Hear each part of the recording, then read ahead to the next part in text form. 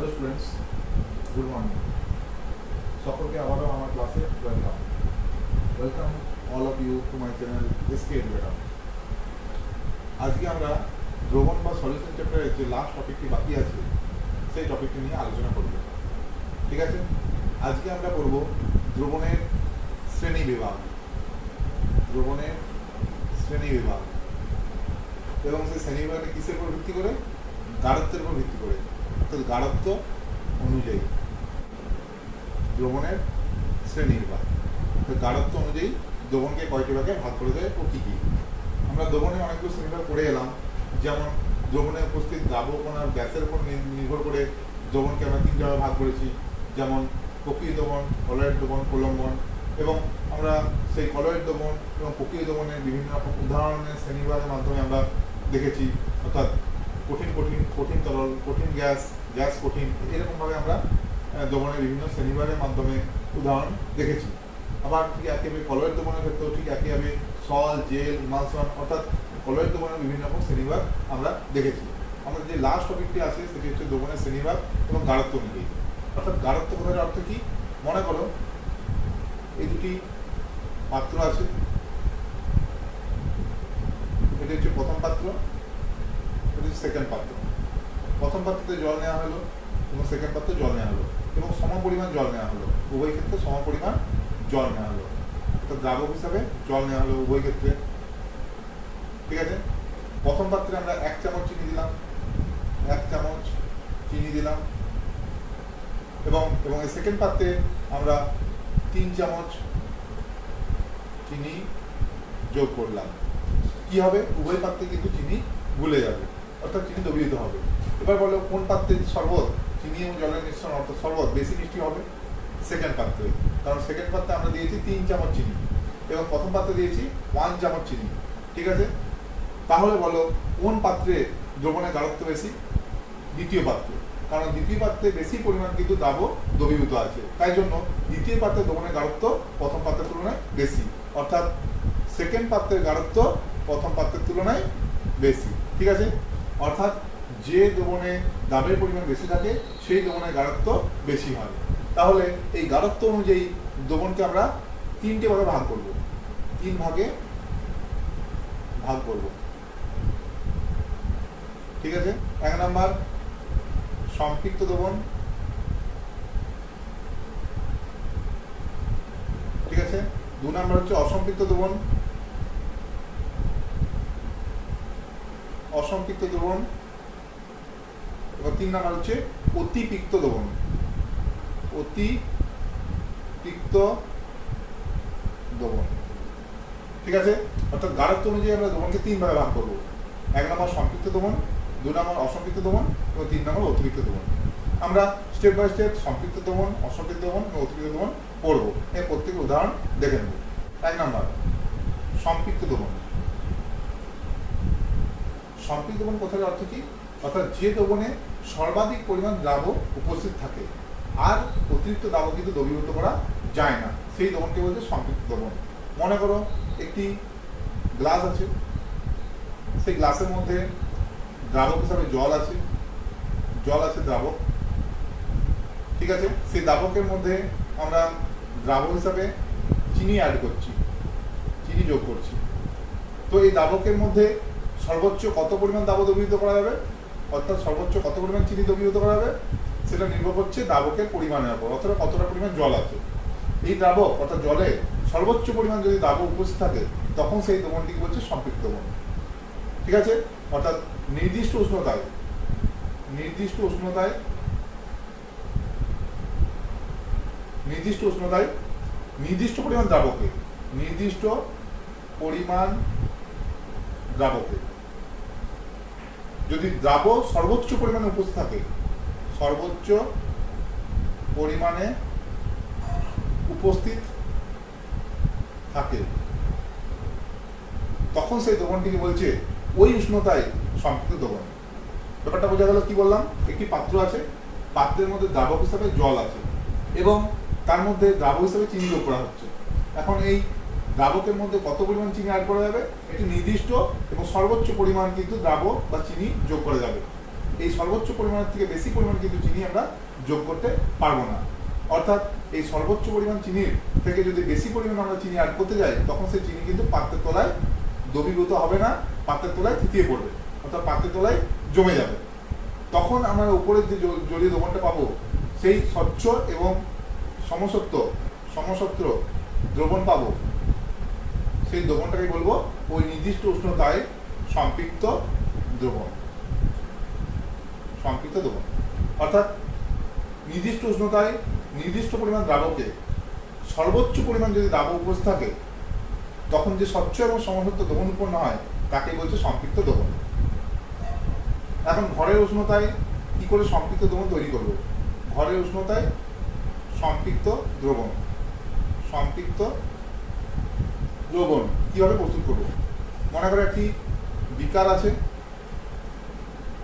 ঠিক আছে, সে বিকারের মধ্যে নির্দিষ্ট পরিমাণ আমরা দ্রাবক হিসেবে জল নিয়েছি, উষ্ণতা নির্দিষ্ট, অর্থাৎ ঘরের উষ্ণতায় আমরা সম্পৃক্ত দ্রবণ তৈরি করছি, অর্থাৎ উষ্ণতা নির্দিষ্ট আছে, এবং দ্রাবক হিসাবে আমরা নির্দিষ্ট পরিমাণ দ্রাবক নিয়েছি, দ্রাবক হিসেবে জল নিয়েছি। এর মধ্যে আমরা চিনি যোগ করছি, দ্রাবক হিসাবে চিনি যোগ করছি, ঠিক আছে। তো দ্রাবক হিসাবে কি অ্যাড করছি? চিনি অ্যাড করছি। 1 চামচ চিনি অ্যাড করলাম, দ্রবীভূত হয়ে গেল। 2 চামচ চিনি অ্যাড করলাম, দ্রবীভূত হয়ে গেল। এভাবে আমরা যদি ক্রমাগত চিনি অ্যাড করতে থাকি এবং চিনি দ্রবীভূত হতে থাকে, এমন এক সময় আসবে যখন চিনি আর দ্রবীভূত হতে পারবে না। অর্থাৎ সর্বোচ্চ পরিমাণ কিন্তু চিনি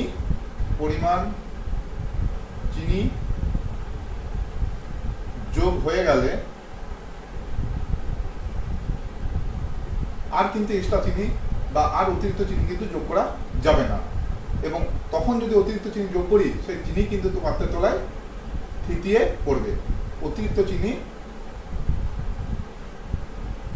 পাত্রের তলায় থিতিয়ে পড়বে। এই থিতিয়ে পড়া চিনির উপরে যে স্বচ্ছ এবং সমসত্ব দ্রবণ উৎপন্ন হয় তাকে বলছে সম্পৃক্ত দ্রবণ। অর্থাৎ স্বচ্ছ ও সমসত্ব দ্রবণ উৎপন্ন হয় তাকেই বলছে সম্পৃক্ত দ্রবণ, ঠিক আছে, তাকেই বলছে সম্পৃক্ত দ্রবণ। এভাবে আমরা ঘরের উষ্ণতায় সম্পৃক্ত দ্রবণ তৈরি করতে পারি। সংজ্ঞা: কোনো নির্দিষ্ট উষ্ণতায় কোনো নির্দিষ্ট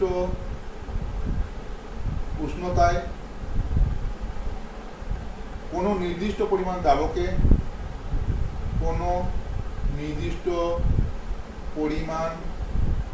দ্রাবকে যদি সর্বোচ্চ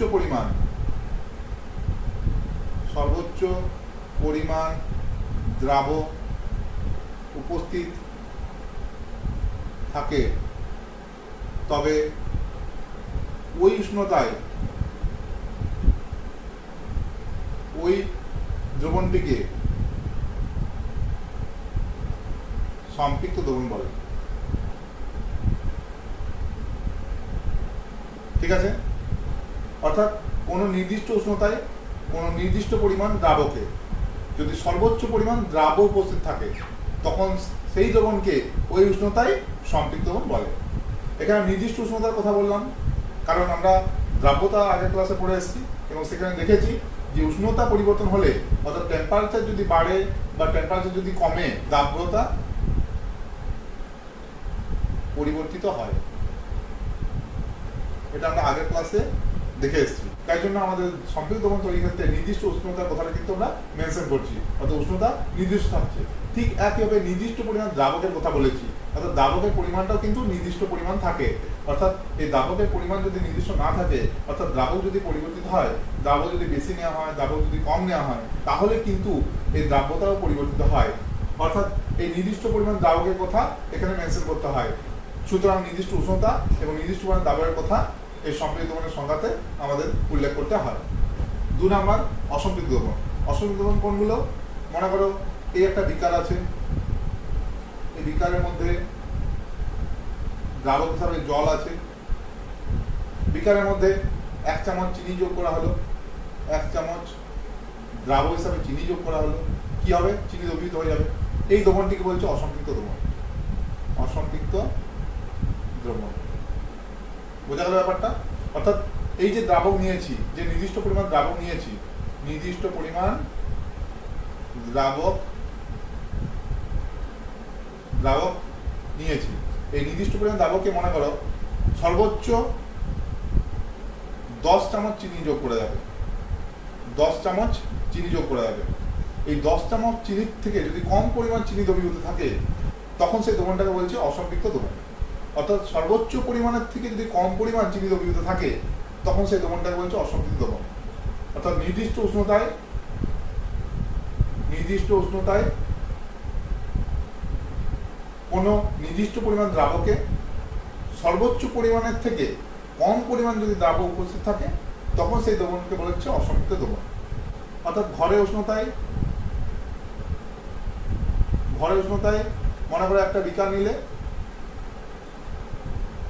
সেই বিকারের মধ্যে নির্দিষ্ট পরিমাণ দ্রাবক নিয়েছি, জল,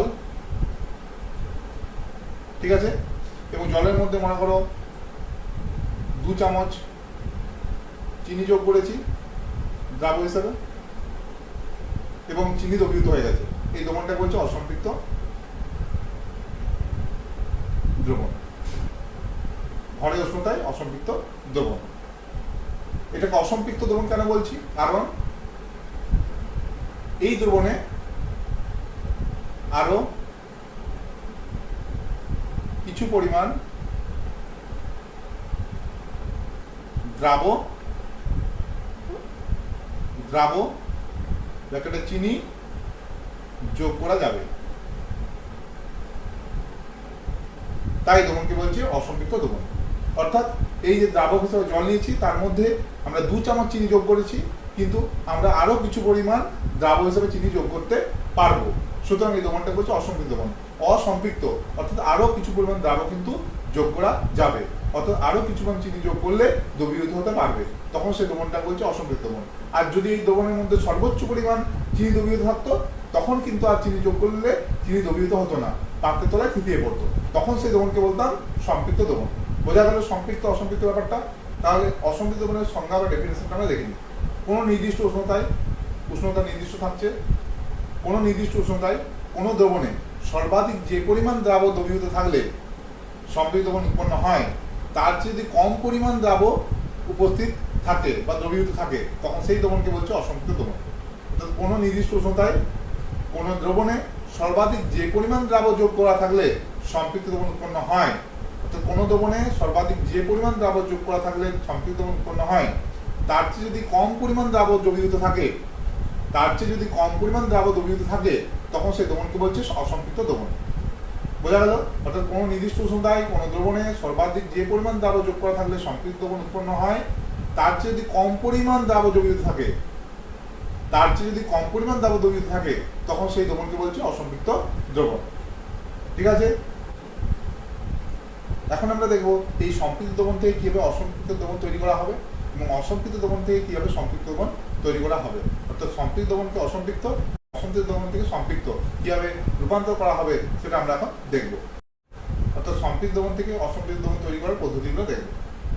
দেখো, ঘরের উষ্ণতায় একটি বিকারের মধ্যে দ্রাবক হিসেবে জল নিয়েছি, এবং সেই জলের মধ্যে সর্বোচ্চ পরিমাণ দ্রাবক হিসেবে চিনি যোগ করেছি, এবং সর্বোচ্চ পরিমাণ চিনি কিন্তু দ্রবীভূত আছে নির্দিষ্ট পরিমাণ দ্রাবকের মধ্যে। অর্থাৎ এই দ্রবণটি হচ্ছে সম্পৃক্ত দ্রবণ। মানে সম্পৃক্ত দ্রবণকে কিভাবে অসম্পৃক্ত করব? 1 নম্বর, যদি অতিরিক্ত দ্রাবক যোগ করা হয়, অতিরিক্ত দ্রাবক বা জল যোগ করা হয়, তবে কি হবে বলতো? তবে দ্রাবকের পরিমাণ বেড়ে যাবে। অর্থাৎ দ্রাবকের পরিমাণ তখন বেড়ে যাচ্ছে, তখন এই অতিরিক্ত দ্রাবকে চিনি সর্বোচ্চ পরিমাণ আর কিন্তু যোগ করা নেই, অর্থাৎ আরো কিছু পরিমাণ চিনি কিন্তু দ্রবীভূত করা যাবে। তখন এই দ্রবণটি কি হবে? ঘরের উষ্ণতায় অসম্পৃক্ত দ্রবণে পরিণত হবে। যে দ্রবণে আরো কিছু পরিমাণ দ্রাবক যোগ করা যায়, তখন সেই দ্রবণকে বলছে অসম্পৃক্ত দ্রবণ। অর্থাৎ আমরা যখন অতিরিক্ত পরিমাণ দ্রাবক যোগ করে দিচ্ছি, আরো কিছুটা জল বা দ্রাবক আমরা যোগ করছি, তখন সেই দ্রবণের মধ্যে আরো কিছু পরিমাণ চিনি কিন্তু যোগ করা যাবে, তখন সেই দ্রবণটি হয়ে যাবে অসম্পৃক্ত দ্রবণ। অর্থাৎ 1 নম্বর আমরা লিখবো, নির্দিষ্ট উষ্ণতায় সম্পৃক্ত দ্রবণে অতিরিক্ত দ্রাবক যোগ করলে দ্রাবক যোগ করলে সম্পৃক্ত দ্রবণটি কিসে পরিণত হয়? অসম্পৃক্ত দ্রবণে পরিণত হয়।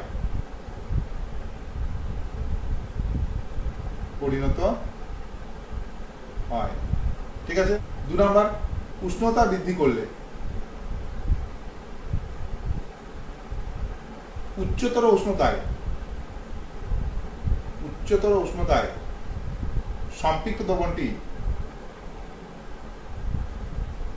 অসম্পৃক্ত হয়ে যায়, অসম্পৃক্ত হয়ে পড়ে।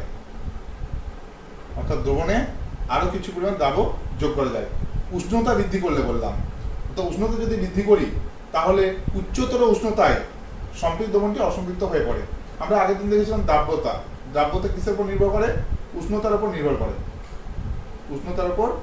করে। অর্থাৎ আমরা যদি উষ্ণতা ক্রমাগত বৃদ্ধি করি তাহলে উষ্ণতা বৃদ্ধি করলে দ্রাব্যতাও বৃদ্ধি পায়।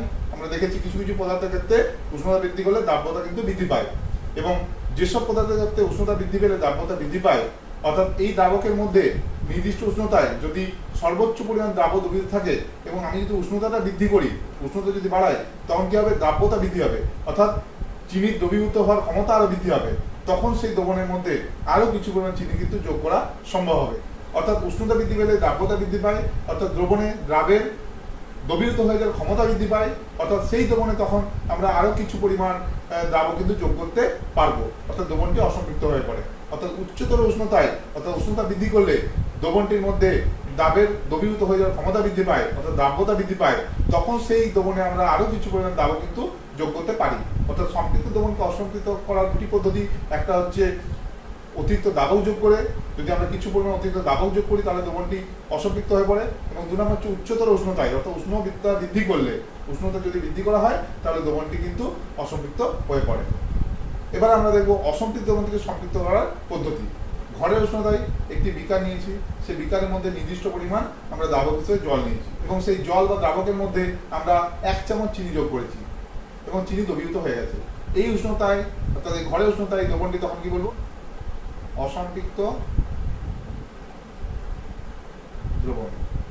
ঠিক আছে। এখন এটাকে সম্পৃক্ত কিভাবে করবো? 1 নম্বর, এর মধ্যে যদি সর্বোচ্চ পরিমাণ দ্রাব যোগ করি, ঠিক আছে, অর্থাৎ সর্বোচ্চ পরিমাণ যদি দ্রাব যোগ করি তখন এই দ্রবণটি হয়ে যাবে সম্পৃক্ত দ্রবণ। অর্থাৎ 1 চামচ চিনি যোগ করা আছে এবং সর্বোচ্চ পরিমাণ অর্থাৎ 10 চামচ যদি চিনি আমরা যোগ করি তখন সেই দ্রবণটি কি হয়ে যাবে? সম্পৃক্ত দ্রবণ। অর্থাৎ সর্বোচ্চ পরিমাণ দ্রাব যোগ করলে, অর্থাৎ 1 নম্বর পয়েন্ট কি হবে? নির্দিষ্ট উষ্ণতায় দ্রাবকের মধ্যে সর্বোচ্চ পরিমাণ দ্রাব যোগ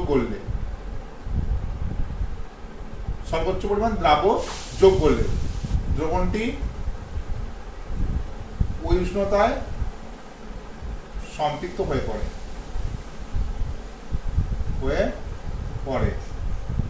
ঠিক আছে। অর্থাৎ নির্দিষ্ট উষ্ণতায় দ্রাবকের মধ্যে আমরা যদি সর্বোচ্চ পরিমাণ দ্রাব যোগ করি তখন দ্রবণটি ওই উষ্ণতায় সম্পৃক্ত হয়ে পড়ে। 2 নম্বর, এখন এই বিকারের জলকে আমরা যদি বার্নারের সাহায্যে উত্তপ্ত করি তাহলে কি হবে? তাহলে কিন্তু কিছু পরিমাণ জল বাষ্পীভূত হয়ে বেরিয়ে যাবে, অর্থাৎ জল বাষ্পীভূত হয়ে যাবে। তাহলে কি হবে? দ্রাবকের পরিমাণ কমে যাবে, কিন্তু দ্রাব 1 চামচ চিনি আছে, সেই দ্রাব কিন্তু বাষ্পীভূত হয়ে উড়ে যাবে না, দ্রাবের পরিমাণ একই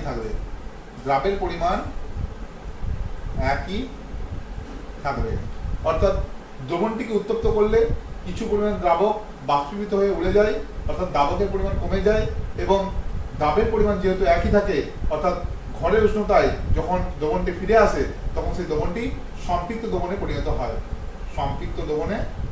পরিণত হয়। দ্রবণটিকে উত্তপ্ত করলে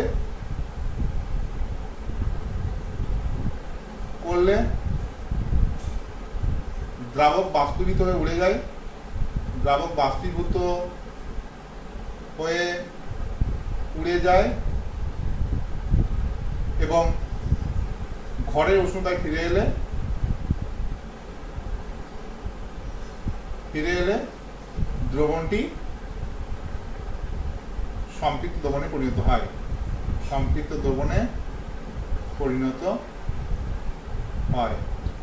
নেক্সট চলে আসছি সম্পৃক্ত দ্রবণ ও অসম্পৃক্ত দ্রবণ। চেনার উপায় বা শনাক্তকরণ। কি করে তোমরা শনাক্ত করবে সম্পৃক্ত দ্রবণ এবং অসম্পৃক্ত দ্রবণ চেনার উপায় বা শনাক্তকরণ? ঠিক আছে, মনে করো দুটি দ্রবণ আছে, চিনি এবং জলের দ্রবণ, উভয় পাত্রে হচ্ছে চিনি জলের দ্রবণ আছে।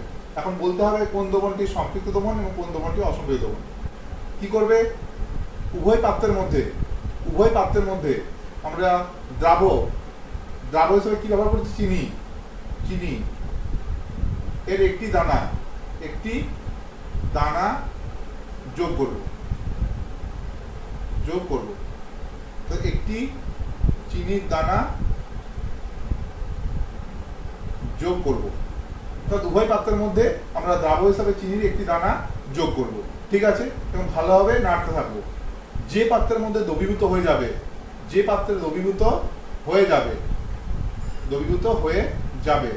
সেই দ্রবণটি কি দ্রবণ? অসম্পৃক্ত দ্রবণ। অর্থাৎ যে পাত্রের দ্রবণের মধ্যে ওই একটি চিনির দানা দ্রবীভূত হয়ে যাবে সেই দ্রবণটি হচ্ছে অসম্পৃক্ত দ্রবণ। অর্থাৎ সেই দ্রবণের মধ্যে আরো কিছু দ্রাব যোগ করা সম্ভব, তখন সেই দ্রবণটি হচ্ছে অসম্পৃক্ত দ্রবণ। আর যে দ্রবণের মধ্যে একটি চিনির দানা যোগ করার পরও দ্রবীভূত হতে পারে না বা থিতিয়ে পড়ে, পাত্রের তলায় থিতিয়ে পড়ে, সেই দ্রবণটি কি দ্রবণ? সম্পৃক্ত দ্রবণ। কারণ কি, সম্পৃক্ত দ্রবণের মধ্যে সর্বোচ্চ পরিমাণ দ্রাব উপস্থিত আছে, আর নতুন করে বা আর অতিরিক্ত দ্রাব কিন্তু যোগ করা সম্ভব নয়। যোগ করলেও সেটা আর দ্রবীভূত হবে না, পাত্রের তলায় থিতিয়ে পড়বে, তখন সেই দ্রবণটি হচ্ছে সম্পৃক্ত দ্রবণ। অর্থাৎ আমরা এই সম্পৃক্ত দ্রবণ অসম্পৃক্ত দ্রবণ কিভাবে চিনবো? যে আমরা বলবো যে প্রদত্ত নমুনাটি নিয়ে তার মধ্যে আমরা দ্রাবর একটি দানা যোগ করব এবং ভালোভাবে নাড়তে থাকবো। যদি দ্রবীভূত হয়ে যায় তখন সেই দ্রবণটি অসম্পৃক্ত দ্রবণ, এবং যদি দ্রবীভূত হয় না, পাত্রের তলায় থিতিয়ে পড়ে, তখন সেই দ্রবণটি সম্পৃক্ত দ্রবণ। ঠিক আছে, আচ্ছা। নেক্সট আমরা লাস্ট যে দ্রবণের কথা বললাম, অতিরিক্ত দ্রবণ, সেটা জেনে নেব। অতিরিক্ত দ্রবণ কোন নির্দিষ্ট উষ্ণতায় নির্দিষ্ট পরিমাণ দ্রাবকে যদি সর্বাধিক পরিমাণ দ্রাব দ্রবীভূত থাকে, তখন সেই দ্রবণ কি বলবো? সম্পৃক্ত দ্রবণ। অর্থাৎ কোন নির্দিষ্ট উষ্ণতায় নির্দিষ্ট পরিমাণ দ্রাবকে যদি সর্বাধিক পরিমাণ দ্রাব উপস্থিত থাকে, কোনো বিশেষ অবস্থা সৃষ্টি করে ওই দ্রাবকে যদি তার চেয়ে বেশি পরিমাণ দ্রাব যোগ করা যায়, তখন তাকে বলছে ওই উষ্ণতায় অতিরিক্ত দ্রবণ। কি বললাম? কোনো নির্দিষ্ট উষ্ণতায় নির্দিষ্ট পরিমাণ দ্রাবকে যদি সর্বাধিক পরিমাণ দ্রাব দ্রবীভূত থাকে, কোনো বিশেষ অবস্থা সৃষ্টি করে ওই দ্রবণে যদি আরো কিছু পরিমাণ দ্রাব যোগ করা যায়, তখন তাকে বলছে অতিরিক্ত দ্রবণ। অর্থাৎ মনে করো একটি বিকার আছে, বিকারের মধ্যে মনে করো দ্রাবক হিসাবে জল আছে, এবং তার মধ্যে মনে করো আমরা চিনি যোগ করছি, দ্রাবক হিসাবে চিনি যোগ করছি এবং সর্বোচ্চ পরিমাণ চিনি যোগ করেছি, তাহলে আমরা কি বলবো? সেই দ্রবণটিকে সম্পৃক্ত দ্রবণ। অর্থাৎ কোন দ্রবণে নির্দিষ্ট পরিমাণ দ্রাবকে যদি সর্বোচ্চ পরিমাণ দ্রাবক দ্রবীভূত থাকে, তখন সেই দ্রবণকে বলছে সম্পৃক্ত দ্রবণ। কিন্তু কোনো বিশেষ অবস্থা সৃষ্টি করে যদি ওই দ্রাবকের মধ্যে, অর্থাৎ এই দ্রাবকের মধ্যে আরো কিছু পরিমাণ চিনি যোগ করা সম্ভব হয়, তখন সেই দ্রবণকে বলছে অতিরিক্ত দ্রবণ। অতিরিক্ত দ্রবণ অর্থাৎ কি বললাম? কোনো বিশেষ অবস্থা সৃষ্টি করে এই দ্রাবকের মধ্যে আরো যদি এই সর্বোচ্চ পরিমাণের থেকেও যদি বেশি পরিমাণ চিনি দ্রবীভূত করা সম্ভব হয়, তখন সেই দ্রবণকে বলছে অতিরিক্ত দ্রবণ। আমরা সোডিয়াম থায়োসালফেট